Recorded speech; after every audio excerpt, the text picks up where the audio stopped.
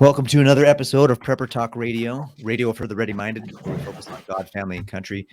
Your hosts are here today, Scott, Shane, and Paris. We're super excited to bring this episode to you. We got a packed episode, so please stay tuned to the end. Before you get too far along, though, go to preppertalkradio.com and go to our resources tab and join our email list by downloading some of the resources that we have available for you there. And share our links, share our emails when we do send them out. We're actually going to be sending out some emails here pretty soon. So stay tuned for those and whitelist us so that we come into your inbox and you catch us and get a hold of us and stay tuned on what we're doing. Please join or go to jasemedical.com, Jase, J-A-S-E medical.com, and pick up your Jase case, which is all your antibiotics, the antibiotics that you'll need in any kind of an emergency. One thing that is when the grid goes down and when there's shortages, usually pharmacy gets hit pretty hard as well. So make sure you also have with Jase, they have their daily medicine. So you can get your routine medicines, any medicines you're on for long term. They have quite a few of them. They don't have all of them, but they have a lot, several hundred. Actually, I think then the list is growing every so often. So go to jasemedical.com. If you have daily medicines, click the daily tab. Use code PrepperTalk and you'll get $10 off your order, whether you order a Jase case or you order some Jase daily, your daily medicines. Also, please go check out our friend Byron's survivalfrog.com. That's survivalfrog.com. He's got some great resources there. They have some great sales going on. In fact, I got a postcard from him. They have some discounts going on right now, and they have some of the best meat, the sources of protein for preppers that I have ever seen, that we've ever found. One of the big concerns with your survival food is having good, strong sources of protein. And these guys have an answer. They have a solution, and it's excellent. They have canned meat. They have chicken and beef. I think they have shredded beef and regular beef. Anyways, they have 2 or 3 options there for you to choose. Please go to survivalfrog.com and enter code PrepperTalk at the exit and get 10% off. So without further ado, let's jump into our topic for the day, which is advanced bugging in or sheltering in place. There's a lot of different things that we can do when the grid goes down, or when civil unrest happens, or when the zombies start coming, to make sure that our home base is safe and protected. So that's what we're going to talk about today, keeping our home base safe and protected. Yeah, I think we need to kind of explain maybe what we mean by, at least what I mean, what I think when I say bugging in, right? Because, and especially advanced bugging in, because bugging in could be a short term or it could be long term. And I'm thinking when we're talking advanced bugging in, it means a couple different things. To me, it means long term, first of all, and it means something more on the lines of suburban or urban areas, right? Because if you've already moved out to a rural area, you've strategically relocated, and you're going to be bugging in. I don't know if I don't consider that bugging in, right? That's your lifestyle. You've already set yourself up for success. Maybe you bug in after you've bugged out. Well, and it's more technically, like, yeah, you're really at that point you're self-reliant, right? You've hit the gold standard. If you're living in a scenario where maybe you're off grid, maybe you're not, maybe you're partially off grid, right? But you're in a semi-rural area or an area that's outer suburban area that has less traffic, a smaller area, and you have the resources to be able to stay there indefinitely. Right. Yeah. So I wouldn't necessarily call that bugging in. I mean, yeah, technically, okay. Yeah, it probably is bugging in, but your life's not going to change as much if you've already made that move to a more rural area than when it hits the fan that you're in a suburban area or you're in an urban area. Life is going to be considerably different. So in my thoughts today, I'm thinking more along the lines of suburban and urban area rather than homesteading. You've already relocated for a better life, to live in a safer area. So that's kind of where my thoughts come from today. That sounds good to me. The other part of it too is like, okay, advanced bugging in or advanced sheltering in place. It's longer term, right? Because the reality is this: if you live in an apartment, bugging in may never work for you, right? You might shelter in place for a couple of days, but a long term, it's just not sustainable. You've got no security, and that's the problem. And those of you who are listening to this, here's the stark reality: your security is very minimal at that point, because you don't have control over that property. You don't have control over the traffic in the areas. There's so many aspects that you don't have a local food solution that you can grow there. Unless all of a sudden the apartment complex is like, everybody jumps in, is like, okay, we're going communal. We've had a major situation. We're all going to have security details. We're all going to have a garden, and we're going to do rotations on different tasks. And we're going to create a new solution for collecting water, for taking care of, our number one and number two bathroom, hygiene solutions. Then you're fine. You can shelter in place there all you want. But the reality is having spent most of my adult life in apartments, it's not going to work that way. Yeah, people fight over parking spots. That was my thoughts as well. Is that if for extended bugging in, which we'll call advanced bugging in, right? It's indefinite. If you're in an apartment, or I think even if you're in an urban or suburban area, you have to have community, right? If everyone in that building, Scott, that you're in your apartment are prepared to bug in for a year or 2 years or whatever, you're going to find some success that way compared to others. But it's not entirely possible, but under the right circumstances, you might make it work. But man, I think you're right. It's very difficult to do advanced bugging in or long-term bugging in an apartment in an urban area like that. Well, the other thing to consider is that if it's a several-story apartment building, and the reason why you're bugging in is because of a earthquake, you might not have a very stable foundation, and so it might not even be safe to stay in that kind of a place for long term. Single story, 2 stories, perhaps that should be okay, but there's so many different scenarios that why are we bugging in? What's happened that's caused this process where we now need to bug in, and why is it long term? Really, the long-term issues are going to be things like we talked about a couple episodes ago on EMPs, the grid down, significant earthquake, the 100-year earthquake that we've all been waiting for, that's totally past due. Everybody's saying that should be here any minute. Those are the big things I think they're going to cause some of that. And even if we have like I was listening to a podcast today, and he said that if we had so much violence and civil unrest with the last election, what do you think is going to happen with this next election? And that's only a year away from where we are today, roughly. And that could be a serious situation where some neighborhoods may be in a very serious, violent civil unrest kind of a scenario. And so you might want to bug in because of that. And so it does depend on the scenario you're in. Apartment complex, if it's several stories and you just had an earthquake, you're not going to want to be there for long. Yeah. Well, and also what we're really talking about is not just apartments, but condos, townhomes. It's high density living, right? Multifamily, stuff like that. The more people there, the more challenging it's going to get for you. Yeah. Now, if you've got, and this is step one, if you've got family, friends that live in a more suburban or rural area that you can work with now to get that as your relocation place, right? When something does go sideways, you can still consider that more of a shelter in place or a bugging in scenario, because you're just strategically relocating, could be 10, 15, 20 miles, right? And that makes a huge difference. But if you can make it 300 miles, then you're at the gold standard, right? My next home that's my goal. I want to be 300-400 miles from any major city. And we're looking at some land right now, and I'm like, oh, I want that. Oh, I want that, right?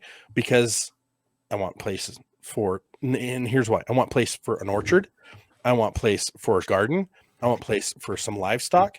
And I want to be able to have 3 or 4 properties on there that I can support off grid and have my own well. It'd be even better if I could find something with a spring. I found a few properties with springs, and I'm like, oh, and, my mouth's watering, and I'm like, I want to buy it, but I got to sell my house first. Right. But the thing is like getting to having systems in place that are working for you and on your behalf. Right. But then also having the ability to have security where you are. So one of the problems in suburban homes is most of them are wood framed homes. And so you've got these, every 16 inches, you got a 2x4 or maybe a 2x6 on the exterior of the house. And in between there, you have what? Insulation. Yeah. And how bulletproof is that? Yeah, not at all. It's not. Yeah. And so it's really not most of those homes, and even a rural house is going to be the same. They're not designed to withstand riots. They're not designed to withstand invading armies, right? But So you have to distance look at other is. solutions. Distance is. Yeah. Distance does a lot better Yeah. than bulletproof walls. But if you can put, if you you have can brick upgrade your home or stone walls and home, stuff to get that stuff, but it's expensive. and so if you're looking to buy a house right now, make sure you're buying something that has, brick and stone exterior, because that's going to add a little protection. Not a lot, but a little. And go from there. Like I love cinder block with a brick exterior. Like, wow, that's awesome. And then you backfill the cinder block. That's going to give you a lot. That's basically a concrete wall. You're 6 to 8 inches thick at that point. And there's some benefits. Yeah, there's some drawbacks, like your cell phone service isn't going to get into your home as well. But everything has kind of a trade-off. What do you want? What do you really want? I think one thing that's for sure in long-term situation, staying in place, sheltering in place, is finding some place to have a sustainable garden. And frankly, I don't know who invented the lawn or grass, but that's probably one of the worst waste of space in terms of sustainability and real self-reliance that had ever got invented. And I would say one of the first things that I would do, and even frankly do it now while we still can, and is get rid of the lawn. Like, kill the lawn, dig up the grass, and start really planting some seeds. But you got to have seeds, of course, so go out and get some seeds now. And if you do need to shelter in place, you've got something to coordinate, and learn how to do some microgreens so that you can have some food in the meantime until your plants start to really grow. But that's something definitely you want to have a great garden full of all kinds of different things. Dig up your grass and get some stuff planted in the ground. In the past, we have talked about edible landscapes. Yep. So a landscape that doesn't necessarily look like a garden, but does have a lot of edible elements to it. That say, like for example, when I think obviously when we're young, we start in apartments, right? Because we can't afford to buy a house.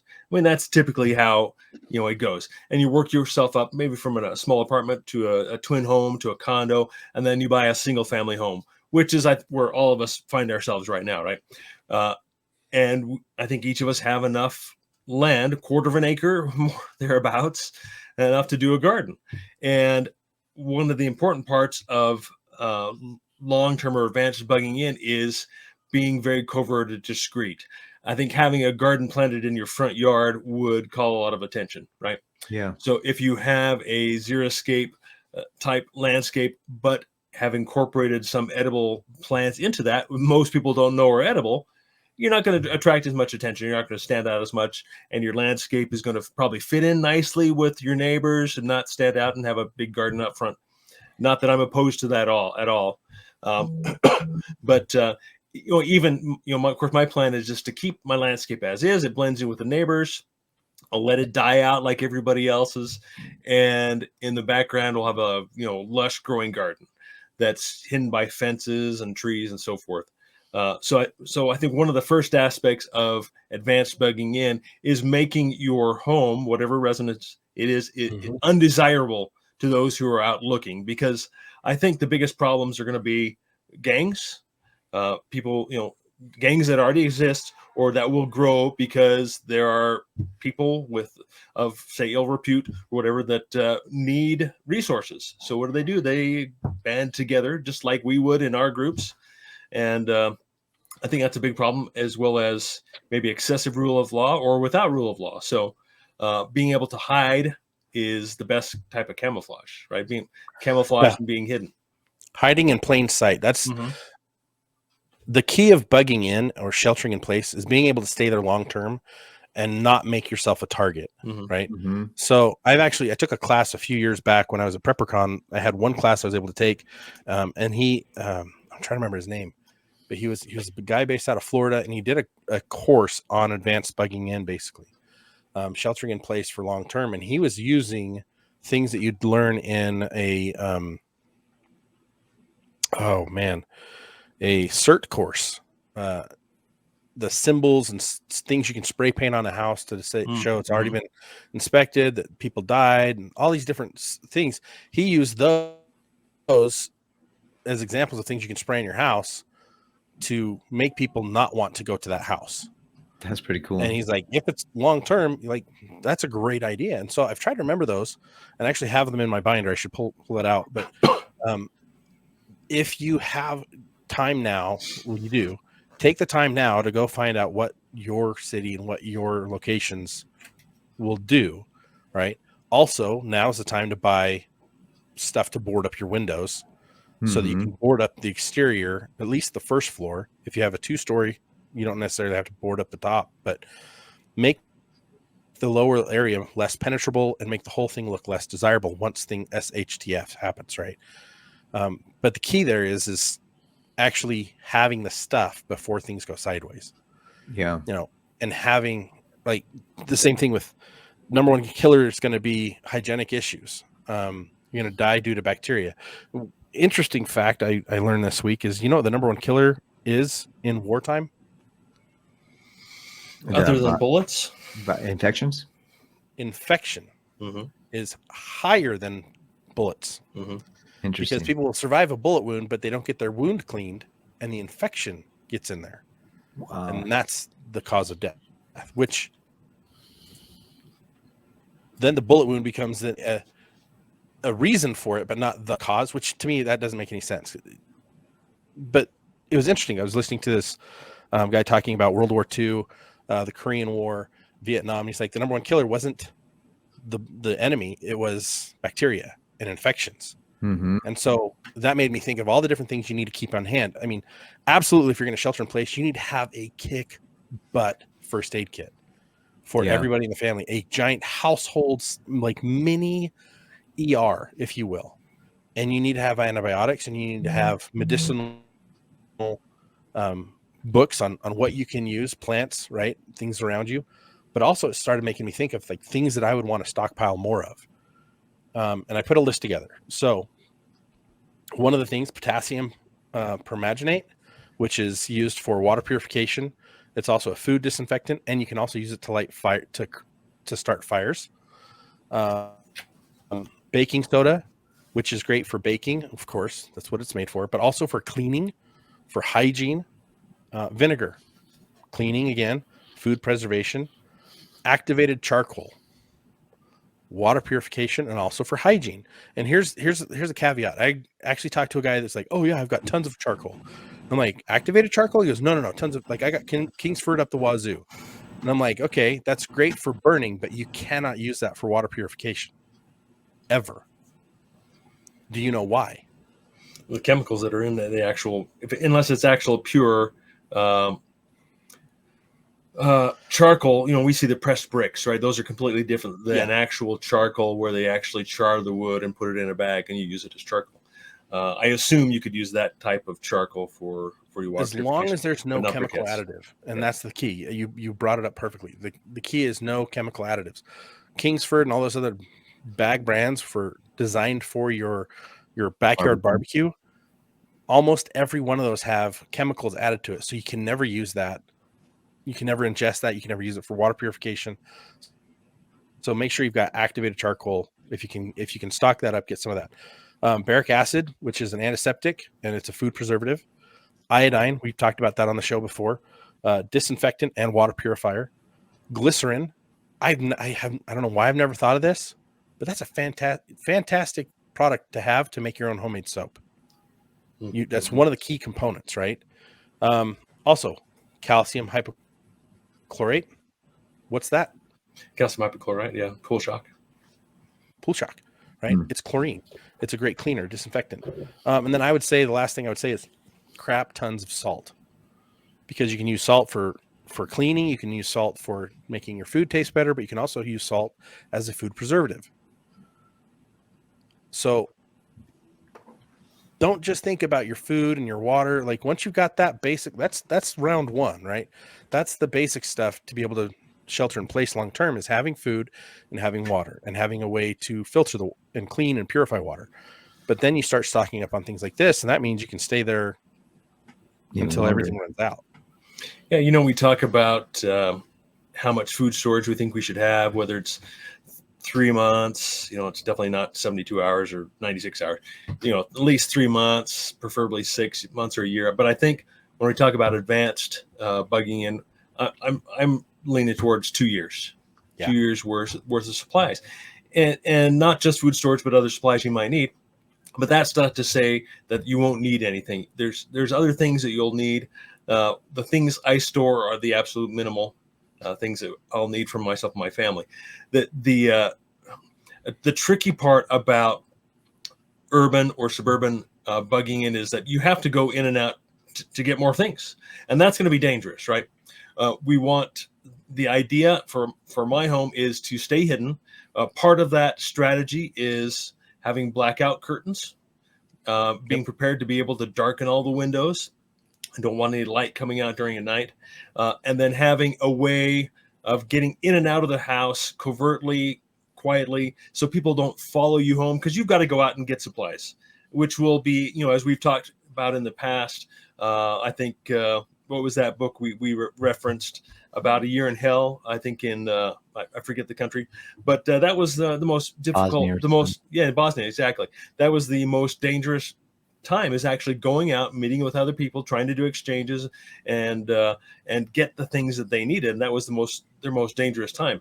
Obviously, staying at home is going to be safer, but then you're going to run out of stuff. So I think you need to have plans to come and go. I think there's some neighborhoods, like you were saying earlier, Shane, about community. There are some neighborhoods where you're going to be able to band together. And then if that's the case, you can actually create borders around that and then have people stand guard. I have a street where I have a street where I could probably block it off with some stuff, and we can get some people to put some stuff up there and blockade. And then that blocks off at least that entrance to our neighborhood. And then there's another on the other end, there's another entrance that we could probably block off and kind of keep this whole neighborhood safe, or at least band together and work together on that. And I think that's another thing that's important too, is that if you're going to really be long-term, you're going to have to look to your right and look to your left, especially in suburbia. If you're out on a farm or you've got a little more rural area, then yeah, you could probably hang by yourself or maybe one or two. But if you're in suburbia with houses, lined up every 100 feet or whatever it is, and with small, just the typical sardine style, communities that we have that have been built up in suburbia, you're going to have to look to your right and left and band together. And you might be the leader because you've prepared the most, and so you're going to be able to say, "Look, I'm the leader here. I know what I'm doing, or at least more so than some of the others that might be there." Not be arrogant or rude, but you might be able to coordinate the whole area and be the person that's kind of the go-to. And that's something that's really, I think, good, because then you can help really moderate what's going on in that area.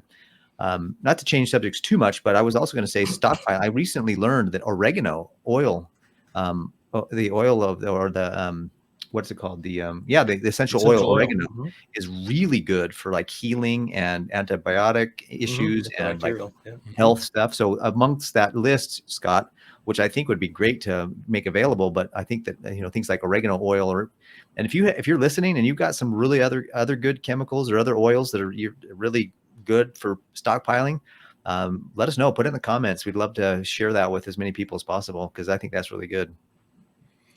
Well, and also, like you made the comment of like, if you're in a suburban area, really have that solid community and build that now. But it goes the same for if you're in a rural area, because in a rural area, you're still going to have to band together. You've got more distance to cover. And with your houses farther apart, it's like you are a little more vulnerable to anyone that makes it out that far. But if you've got a network of people who are all working on the same thing and keeping that section of society stable, like, that's key, right? This isn't a post-apocalyptic movie where all of a sudden you've got these heroes that show up. You have to become the hero. Yeah, you're the hero, right? And so if you're not doing things now to get your mind ready for that and your body ready for that, if you're listening to this and you're sitting there eating, I don't know, maybe a Big Mac or maybe a bag of chips while you're listening to this podcast, I would ask you and urge you, stop that. keep listening to the podcast, of course, but drop that bag, drop that Big Mac, start eating whole foods, natural foods. Make sure you're getting up off the couch. Make sure you're getting out of the car, the truck, whatever you're doing, and doing something to increase your cardiovascular health. Do something to increase your longevity and your ability to, as Shane likes to say, I'm 50. I can kick and I can stretch and I can kick like that. Ever since we joked about that for the first time, I'm like, that is. How many people can say they can do that? It's important. So few. And, yeah, the older I get, the more I struggle with that. But you know, I actually have a neighbor that because I have a few neighbors that I can discuss this topic with at the moment, and we have discussed that our street is the ideal kill box. So we've got a plan for that, as you were saying, Paris, being able to cut off the entries and exits and defend our street and defend our neighborhood.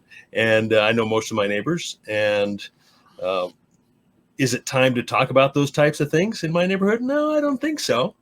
For some people, yes, obviously I have. But for most, no. When the time comes, then that's when we'll go out and make those plans and so forth. But at least I know my neighbors well enough that I realize I will be able to, you know, when the time comes, I'll be able to talk about that. But, you know, you guys know my plan is bugging out. So I'm already got those plans laid and a place to go. So I am not preparing for advanced bugging in. I'm preparing for bugging out. But you know, who knows? It may happen. It may happen that I have to bug in. Maybe I can't get out. Maybe something happens. The way to my property is impassable, and I'm stuck at home. Well, maybe you're stuck where you are for 3 to 4 months until before you can bug out, down, right? Yeah. And that's the thing is, like, you might have a really cool bug out location and a bug out plan, but not be able to get to it. Mm-hmm. And so having resources at both locations is ideal. But also, like you said, you've been talking to your neighbor and you've got a kill box location or kill box setup. Like, one of the things I like about my neighborhood is the fact that I have, where I currently live, I have a couple former military sharpshooters. I've got a former SWAT team, police officers. I've got some ER docs. I've got some really good resources here locally that I'm going to be leaving behind when I go away. You know, I've got the inventor of the Harvest Right freeze dryer in my neighborhood. Like, I've got some sweet connections, and we have a very elevated location. I watch people try to walk up our hill, our main road in and out, and they quit. People don't do it. Like, it's steep and it's windy, and I've got the perfect perch out of my first and my second and my third story of my house. Any one of those, I can watch that intersection at the bottom of the street through a scope. And if there's danger, I can be on the radio with my sharpshooters and let them know what's going on. And I'm completely covert. No one will see me. Yeah. Now, if I'm standing out on the deck and like, what's going on down there with my binoculars, and I'm like waving a flag at people like, hey, we're up here. You know, those are the types of things you want to avoid. Mm-hmm. You don't want to do. You don't want to be like, hey, we've got resources. Come on up. Right. You've got to figure out now who's safe and who's not safe to talk to. Like Shane was saying, like, some neighbors, it's not the time to talk to. You know, you can feel them out at the barbecue and the week and the get-togethers around the 4th of July and things like that. Feel out who's doing those types of things. Thankfully, I live in an area where I've felt that out for the last few years and figured out who I can talk to and who I can't, and just like you guys have done. And that's part of your preparedness planning, whether you're planning to stay where you are long-term or not. Another thing to remember is that we have fences around our property, but that doesn't mean that those fences are going to mean much when people are starving or when people are wanting to have some kind of, they're trying to get to your house. So you've got to remember that, you know, your backyard, you might say, well, hey, I got a great fence back there. Well, for now, but in a long-term scenario, you got to still keep that fortified and still keep an eye on it, because you never know. And, you know, when you're planning for long-term, you got to just think about super minimalism.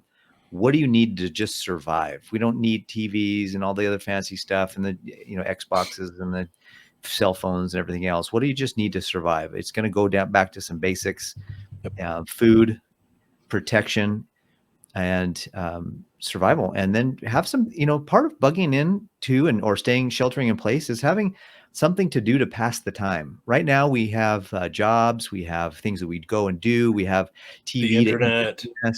internet, we scroll up and down on our social media. When that all goes away in an EMP or grid down scenario, you're going to find yourself going stir crazy. So I think another thing to do, especially long term, is maybe get some board games, maybe get some other games, learn some things, some community, there's a lot of really neat group games that you can learn to keep yourself and pass the time and learn how to do some stuff. Maybe you get your community together and you have a good old hoedown like they used to do back in the day to keep yourself, keep spirits and morale high. Cause that's another thing is when we have a significant change. I was just talking to a guy. In fact, I don't know if you remember, but several episodes ago, we had a guy on named Josh Doan. And he was talking about ropes and other different things. But I was just talking with him today, and he says, if we had a significant CME or EMP or something, half the population could go. And that's depressing.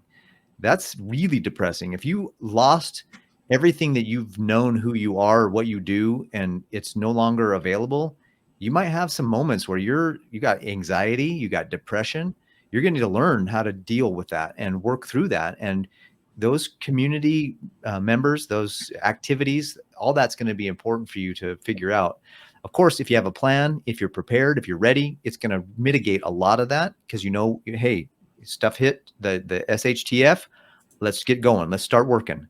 And there's going to be a lot of people that'll panic. But if you're going to be somebody who's prepared and ready to go, you'll hit the ground running. But at some point, you're going to still need to learn how to deal with some of those anxiety and panic and potential depression issues. I think that's something that's important. I just thought about that. Well, even if you're just a little ready, you're farther along than most people. If we have an EMP, if we have a CME, those things are going to last like 6+ months easy. Yeah. If it takes out one of the 3 major grids in the United States, guess what? Get ready for a completely new way of life. Mm-hmm. Now, if your family can't play Monopoly and keep their cool, don't buy Monopoly games. Buy other games, right? Buy books. And I would petition you to buy as many card games and books as you can possibly buy to create a nice library and a way to play games where it's not going to create more chaos than it's worth to have the game, right? Mm-hmm. My daughter all of a sudden the other night, it's like, I want to play Uno. And I'm like, do you even know how to play Uno? She's like, yeah, sort of. So we taught her and we've been playing Uno and she loves it. And I've intentionally had to lose to keep her understanding it better. But I did decimate him once. But here's the funny thing. My wife, #God life. Every time we've played, she's won. And I'm like, how did, what? That's but awesome. I'm okay with that. And you've got to be okay with that too. Like whatever your situation is, however your family plans to survive, like get the games that they'll play that they won't fight over. Mm-hmm. Like don't stockpile Risk and Monopoly and those types of games where it encourages a little animosity. Stockpile games that encourage working together, and honestly, you're not going to have a whole lot of time to play the games anyways.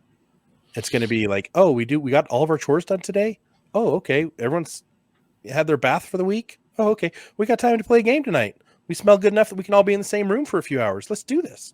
Mm-hmm. Otherwise, there's going to be a lot more work. And so that leads me to the next point. Tools. You're going to want to have some good hand tools around the house. And I'm not just talking, hey, I got a screwdriver. We got a flathead and a Phillips. We're good. Right? Get a hand drill. Get an assortment of wrenches. Get a really good socket set. And if you've got a battery bank and solar panels and you can do electric, great. But just know that once that battery's gone, what are you going to do? Mm-hmm. Like having hand tools is great. Like I've even got draw knives for removing bark off of logs, so I can build and other tools that I can, and a cross cut saw. Like I can take a team and we can cut down trees. Nice. But I also have my chainsaw and extra fuel because I'd rather do that than have to use a crosscut saw, because a crosscut saw is fantastic when you have no power. I'd rather get all the stuff done I need to get done while I have power. And I think it's also good to look ahead towards, okay, what can I provide for my community? How can I be a resource? How can I get what I need that other people might have? And, looking back to that year in hell in Bosnia, I think there was one individual in particular who always had food, always got what they needed because they had the fuel and were able to refill lighters. I think I was correct on that. Am I not, Scott? Yeah. Where lighters were very, very high demand, and I assume something like a Zippo or something like that is refillable, and he was always able to have what he needed. And it was fairly short. It was a year and a half, something like that. This time where the city was shut down completely from anything coming in, supplies and so forth. And they found themselves, having to move around at night. That was another aspect I wanted to bring up. I've always held off on thermal vision or night vision and those types of things because they're very expensive. The cheap items are really not that good of quality. They're not going to last. Technology changes a lot, but I think in order to survive in these types of areas, and in suburban urban areas, it's going to be very dark at night, right? We most likely will not have any power, no street lights, no yard lights. It's going to be very dark. So having some way to watch your neighborhood, your area, through thermals or night vision, it would be very helpful. So I need to think a little bit harder about committing some money to some quality devices. I know we're almost out of time, but I want to show you this, Shane. We'll bring this up again in the next episode. This is one of the best tools for infrared that I found. It's a FLIR. Attaches to your phone. It attaches to my phone. So as long as I've got two phones, one I keep in an EMP bag. This will detect like so many different things with heat, with radiation, like it radiance, water flows. Like this thing is fantastic. I used to use it for home inspections, but it connects to your phone and it's like $190. Whereas if you buy a really good set of thermals, you're $1,000 in, hundreds, right? This, I guess, it also depends on what kind of distance that can reach out and see as well, right? Yeah, I haven't played too much with distance, but I've been able to see stuff when we've gone camping, when you can't see anything with your eyes and it's too dark. I've seen stuff out in the tree line. How far does it go? Probably 50 feet or so. Really?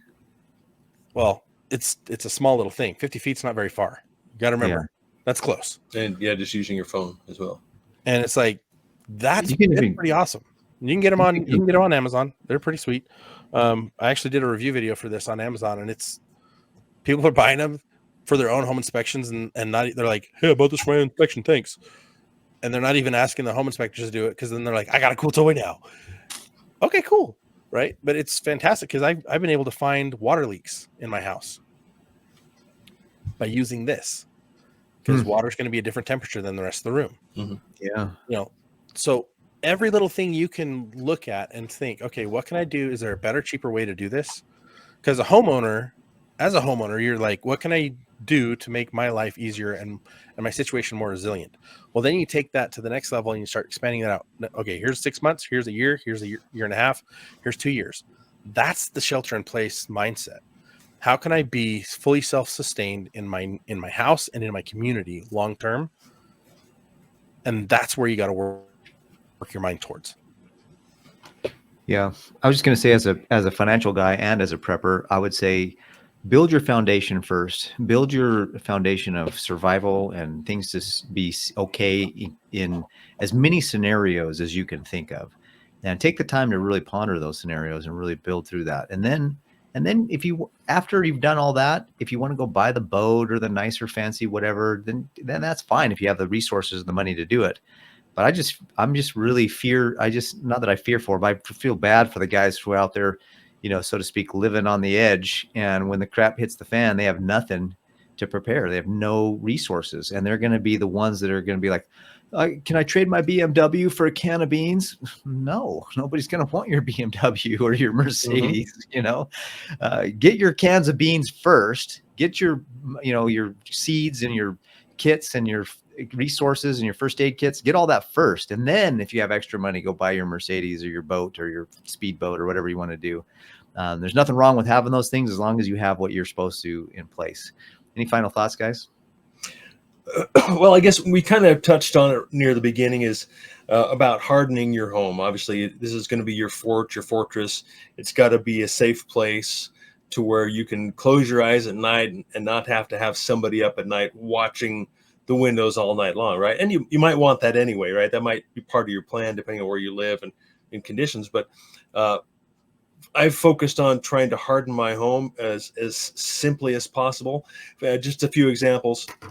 For my home, I've done window well covers. They're steel and they lock, and my kids can release them very easily if they need to escape from fire in the basement. So my basement is 100% secure. Nice. For the main floor, I've put some, I wouldn't say call it bulletproof film, but some films, security films, that's the word I'm looking for, on the exposed windows and sliding glass doors that will give us more time if someone comes up and breaks the glass. And so things like that, and of course, just beefing up the locks on your doors, a lot of different things you can do there. So where we sleep very well at night. If someone tries to break in, they're going to wake me up. I'm going to be able to yawn, put my shoes on, find my glasses, reach over, grab my shotgun, and casually stroll to the front door while someone's still banging on it, because they're not going to be able to get through, right? So just having that kind of peace of mind in troubling times and being able to get some rest is extremely important. So look at the weaknesses in your home, the lower level windows, like Scott was saying, and just harden those areas. So it makes it more difficult for anybody to gain entrance. And then have what you need to further fortify those doors, like plywood or whatever your plan might be, to board up windows and doors to make them even harder place to enter. Excellent. Thanks. Well, you guys have been listening to Prepper Talk Radio for the ready-minded. We're so grateful you have been with us for the last 45 minutes or so. Stay ready-minded, stay vigilant, keep your head on a swivel, and fortify and build your resources and get to the point where you can sustain your family in any situation you might be in. Until the next time, have a great day and stay ready. See you next week.